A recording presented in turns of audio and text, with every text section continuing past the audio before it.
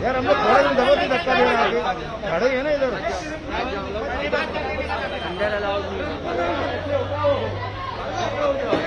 अरे नहीं बोल रहा, काहे बात ना हाय मारी कर रहे हो, ना बोले ना।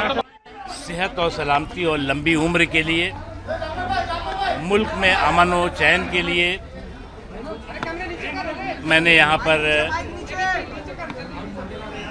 हाजी अली दरगाह में हाज़िरी दी और मैंने दुआ की कि मुल्क के ही नहीं बल्कि पूरी दुनिया के अमन और सलामती की लीडर नरेंद्र मोदी साहब हैं, उनकी लंबी उम्र और साथ ही साथ उनकी सेहत और सलामती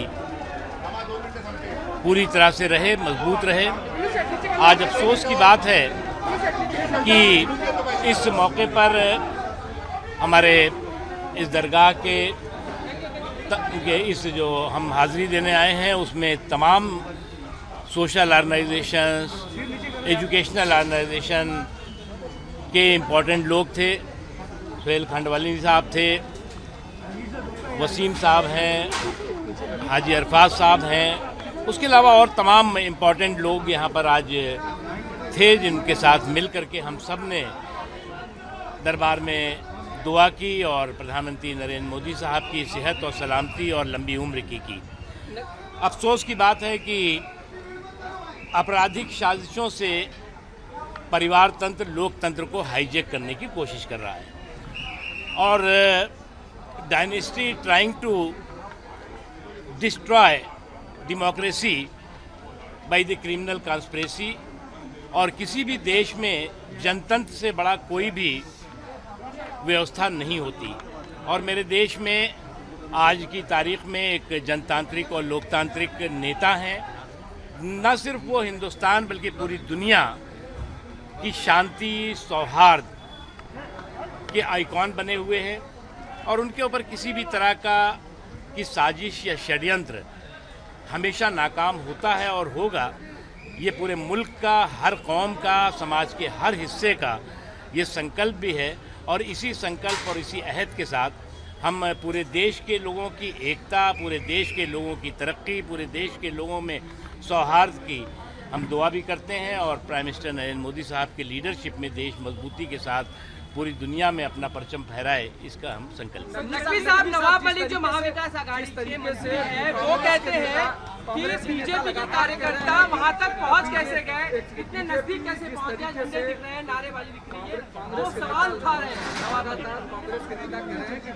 नवाब मलिक जो सवाल उठा रहे हैं, देखिए, मुझे क्या लगता है कि कौन क्या कहता है ये महत्वपूर्ण नहीं है। हमें लगता था कि इस तरह की जो आपराधिक साजिश है उस पर लोग शर्मिंदगी महसूस करेंगे। आपराधिक साजिश पे शर्मिंदगी महसूस करने के बजाय सनक और सामंती अहंकार कुछ लोगों के दिल सर पे चढ़ा हुआ है, तो उसका इलाज तो हम है नहीं, हो नहीं सकता। लेकिन अभी ये लोग अभी वहाँ पर कुर्सियाँ गिन रहे हैं और देश उनकी करतूतें गिन रहा है। तो इसलिए इस तरह की चीज़ें कभी भी किसी भी स्वस्थ डेमोक्रेसी में एक्सेप्टेबल नहीं है। और समाज का सभी हिस्सा, समाज का सभी वर्ग, नरेंद्र मोदी जी ने बिना रुके हुए, बिना थके हुए समावेशी विकास, सर्वस्पर्शी सशक्तिकरण, हर ज़रूरतमंद की आंखों में खुशी हो, ज़िंदगी में खुशहाली हो, इसके लिए काम किया है। और ख्वाजा गरीब नवाज़ की दरगाह में हर साल उनकी तरफ से जो है अक़ीदत की चादर जाती है। आज हम हाजी अली दरगाह में उनके दरबार में हम चादर लेकर आए हैं और इसी तरह से आज पूरे मुल्क के तमाम अलग अलग धार्मिक और सामाजिक क्षेत्रों में और स्थानों पे लोग जो है प्रधानमंत्री जी की सेहत और सलामती के लिए, उनकी लंबी उम्र के लिए दुआएं करते हैं। मंत्री जब ट्वीट करके ये सवाल खड़ा करते हैं कि बीजेपी के लोग कैसे पहुंच गए, तो आप उस पर क्या करेंगे? सियासत कर रहे हैं। देखिए, मुझे क्या लग रहा है कि इसे कहते हैं कि साजिश और सीनाजोरी, चोरी और सीनाजोरी नहीं है, मतलब साजिश और सीनाजोरी। अब कुछ लोगों के पास जो है वो तर्क नहीं है, तर्कों की कंगाली ने उन्हें कुतर्कों का मवाली बना दिया है। अब इस तरह की तर्कों की कंगाली अगर किसी को कुतर्कों का मवाली बना दे, तो उसके लिए तो मैं यही दुआ करूंगा कि उनको सद्बुद्धि है। यहाँ के मुख्यमंत्री उद्धव ठाकरे भी बीमार है, यहाँ के मुख्यमंत्री उद्धव ठाकरे भी बीमार है, उनके लिए दुआ भी करेंगे क्या? उद्धव जी व्यक्तिगत रूप से भी हमारे बहुत अच्छे दोस्त हैं और मैं दुआ करूंगा कि वो जल्द से जल्द स्वस्थ हों और समाज की सेवा में, महाराष्ट्र की सेवा में फिर से मजबूती से लगे। नकवी साहब, जो मुख्यमंत्री की पत्नी है उनको राबड़ी देवी कहा गया है, महाराष्ट्र की राबड़ी देवी कहा गया है उनको, बीजेपी का। अब मैं इस सब चीज़ें तो इस पर मैंने न सुना है और न मैं इस तरह की चीज़ें पसंद करता हूँ। नकवी साहब, सोनिया गांधी कहते हैं कि पूरा एनालिसिस होना चाहिए, प्रधानमंत्री पूरे देश का होता है, उनकी सुरक्षा होनी चाहिए और चूक हो रही है। दूसरी तरफ उनके नेता आराम से बयान देते हैं, पार्टी के भीतर आला कमान कुछ दूसरा कहता है, पार्टी के नेता कुछ दूसरी बात करते हैं। देखिए, मुझे क्या लग रहा है कि एक बात बहुत साफ है कि जिस तरह से एक आपराधिक साजिश, ये जो है वो क्रिमिनल नेग्लिजेंस नहीं थी बल्कि क्रिमिनल कॉन्स्पिरेसी थी। ये जो है वो आपराधिक लापरवाही नहीं थी बल्कि आपराधिक षड्यंत्र था।